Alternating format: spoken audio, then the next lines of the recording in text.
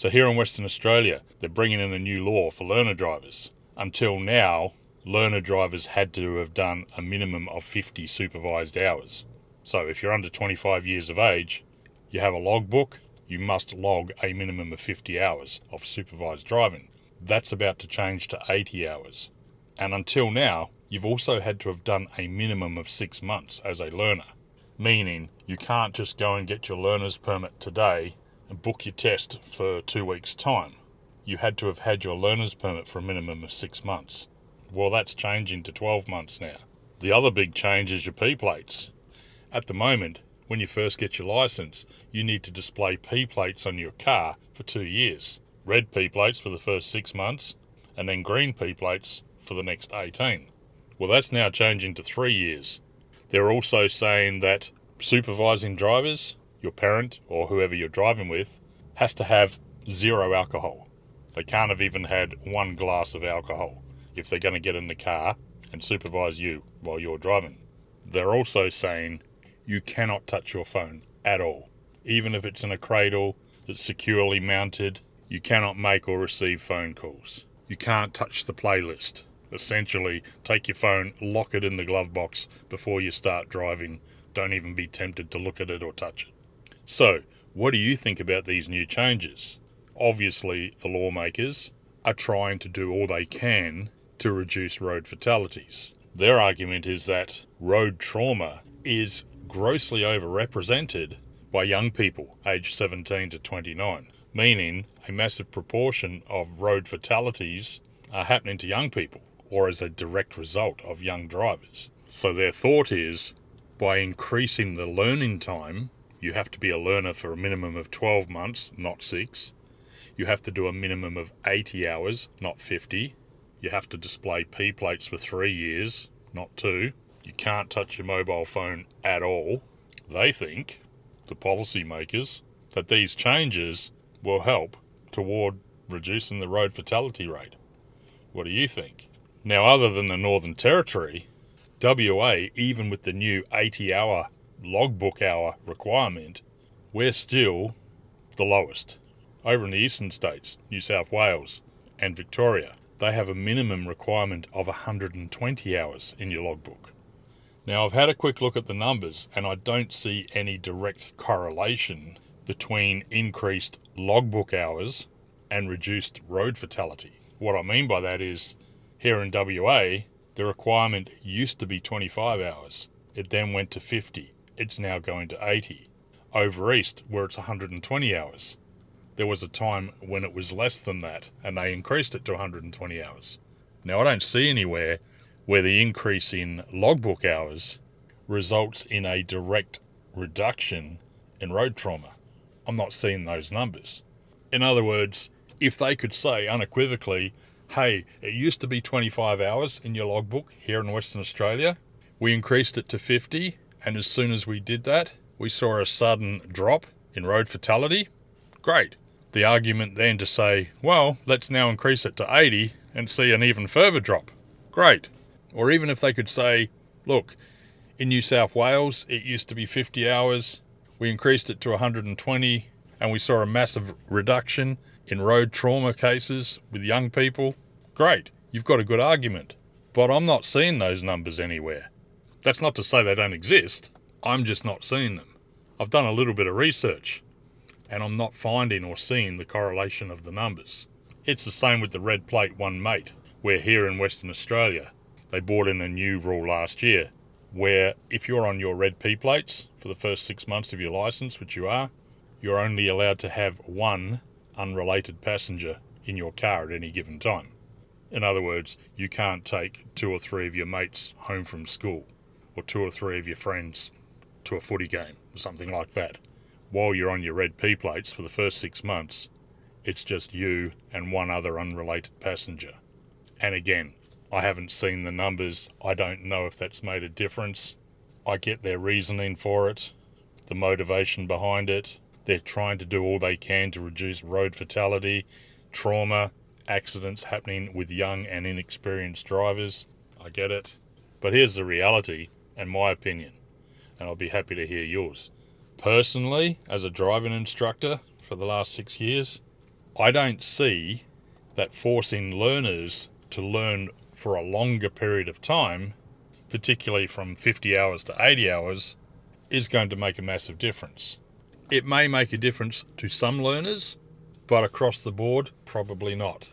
And why I say that is because learner drivers are going to go for their driving test when they're ready, when they can drive to the standard.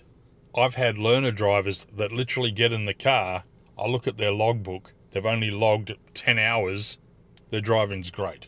And literally, they're very close to going for their test, but they can't because they've got to do another 40 hours. I've also had learner drivers who have done well over 100 hours. They've been on their logbook for 2, 3, 5 years. They just haven't got around to going for their driving test. They don't feel ready, or they just haven't been bothered, whatever. But in that time, they've clocked up all these additional hours, and yet they're struggling. They've done hundreds of hours, but they're just really struggling to drive the car for one reason or another. That's not the norm, but I see it a lot. The bottom line is, people drive at all different levels at all different times, and that's totally fine. The point I'm making is, you can't just take somebody off the street and just because they've done 80 hours of driving, they're a better driver than somebody who's done 50 or 40 or 20. It just doesn't work that way. I've seen people that have done 20 hours that are much better and more confident behind the wheel than some that have done 100 or 200 hours. There's no correlation between the amount of time. When you're ready, you're ready. You're going to get to a point in your driving journey where you have confidence, where you have the skill, where you feel, and passengers in the car feel, safe with you as the driver. And then it's just a case of going and doing your test. And I know it would be the same if I took some drivers from New South Wales who have completed a minimum of 120 hours and did a mock test with them straight after doing a mock test with somebody here in Western Australia who's done their required 50 hours. Their driving level and ability and skill and confidence is probably going to be very close. Meaning, by rights, and again, I haven't seen these numbers either, in New South Wales, the first time pass rate should be much higher than the first time pass rate here in Western Australia. Because the logic behind saying, oh, you've got to do a minimum of 80 hours now to be a better driver, that should say, well, those that have done it for 120 hours, they should be passing first go every go because they're so much better behind the wheel. When they bring in this new law next year to go from 50 to 80 hours, by rights, we should be seeing the first time pass rate skyrocket. But I guarantee we won't. I'd put money on that. We should be seeing first time pass rates through the roof because we have now got people, learners, doing 80 hours as a minimum requirement rather than 50. The first time pass rate across the whole of WA should be going from 30% to 50, 60%. I guarantee it won't. In my opinion, what would change is the quality of the lessons, the quality of the drive journey, not the quantity. Because people fudge their hours in their logbook and they're going to keep doing it. But you're only fooling yourself because you've still got to pass the test. And I've jumped in the car with people that have told me, oh yeah, I've done 30 hours, 40 hours, whatever. I'll drive with them and I'll be like, yeah, okay. You drive like someone who's done 10 hours. You're only fooling yourself. Doesn't happen a lot, but I've seen it happen. And at the end of the day, if you're not ready to drive, you're not going to pass your test, regardless of how many hours you've either fudged or done legitimately in your book. You've still got to pass the driving test. It's at a very high standard. And if you can't pass it, you're going to fail, and it's just going to cost you a lot more time and money. What they should be focusing on, rather than saying, hey, you've now got to do 80 hours and a minimum of 12 months, 10 hours of nighttime driving rather than the current 5. They should be focusing more on the quality of the driving lessons, rather than saying, you must do 80 hours. We don't care where you do them, just do them. They should be getting you to do a checklist. Driving in the country, driving in the city, driving during peak hour traffic, driving in the rain, driving at night time, driving through school zones, driving through congested car parking areas, merging with other traffic. overtaking vehicles, doing the sorts of things that you are going to be doing as an everyday driver. Because so often I've seen this.